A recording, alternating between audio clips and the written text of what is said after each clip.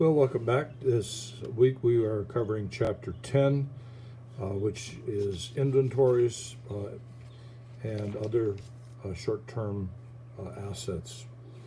In the inventories, there are three types of inventory available to the manufacturing firm. The first would be raw materials inventory. These raw materials then, as they are processed, become work in process inventory. And once they're finished, they go into the finished goods inventory and are calculated as the cost of goods sold. There are two types of inventory systems available. The first is called the periodic, where ending inventory and cost of goods sold are determined at the end of each accounting period.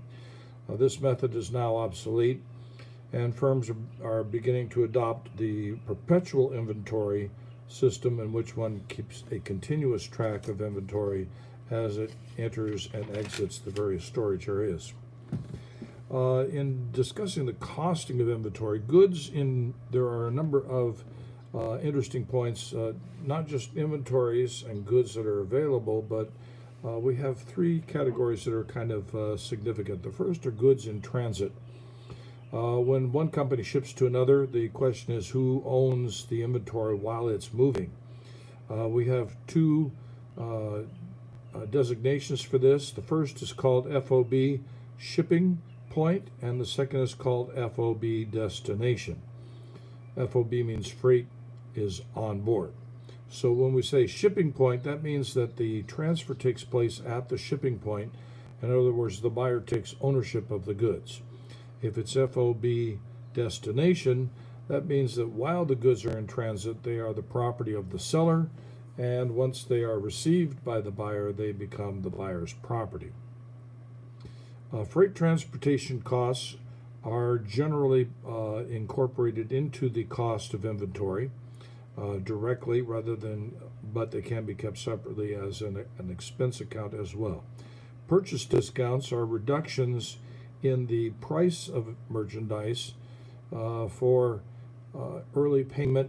Early payment is desirable because the firm can use the cash to generate additional income while they have it, and sometimes that can be a substantial amount of money. There are two ways of accounting for purchase discounts. The first is the gross method, in which the company records the inventory accounts payable at their full price, and then if there are any discounts issued, those are recorded separately as contra accounts. The net method, the company assumes that all of its clients will take the discount, and then simply enters the net amount of sale minus the discount.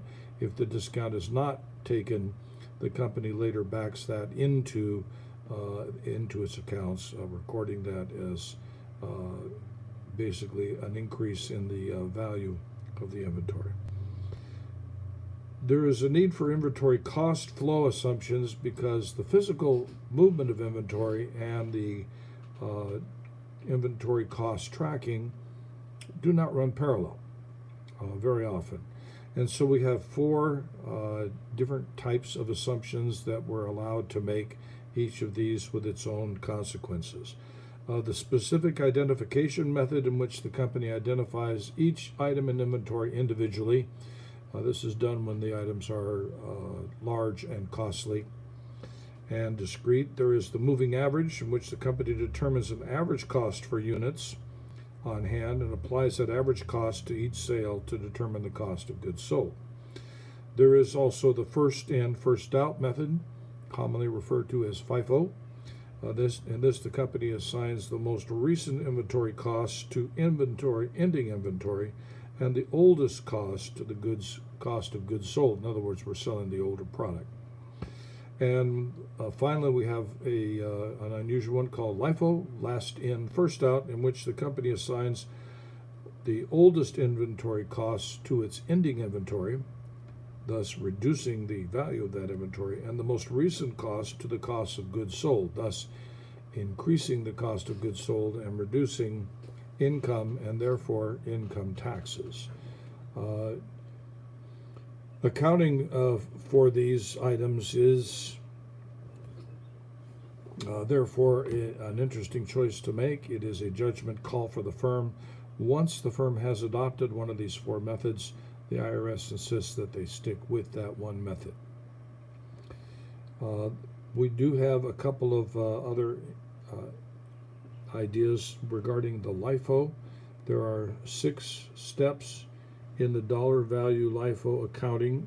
Dollar value of LIFO: determine ending inventory, stated terms of base year prices, determine the increase or decrease in quantity at base year prices, determine the increase or decrease in quantity at current year prices, and add all those layers together to find the dollar value LIFO ending inventory.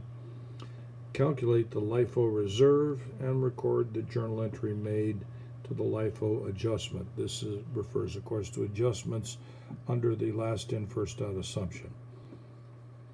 When a firm discovers that its inventory is not worth what it had originally paid, we are required in the U.S. system to adopt the lower of the two costs, whether it be the actual cost or the value, the market value of the product. Determining the market value is not always easy, but it is the way in which one either measures or estimates the loss in value. Once a loss has been recognized and the inventory has been, quote, written down, that is, decreased in value, if subsequently that inventory recovers in value, or part or all of that lost value, nevertheless, in the U.S. system, we do not recapture that loss, that recovered value, through revaluing. We continue to carry the inventory at the lower value, which obtained originally. Calculating cost of sold using the retail method is also explained in this chapter. We won't go into that in this little discussion. And the gross profit method of estimating inventory is the other for inventory estimation. Detailed required disclosures for inventory that should be included in the financial reports footnotes include the following: accounting policies, including the inventory costing method and measurement bias, carrying amounts by type, inventory financing arrangements, carrying amounts of inventory carried at an amount less than the cost, and the amount of the write-down that was recognized as an expense.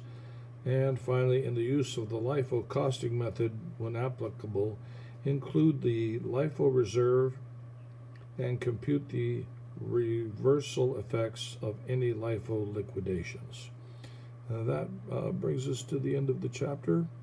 It is highly technical but fairly simple in outline. We're looking at different protocols to follow when recognizing costs of goods sold and inventory as we physically move the goods into those categories. How do we recognize that with accounting entries? We'll look forward to the next chapter coming up very shortly. Thank you very much.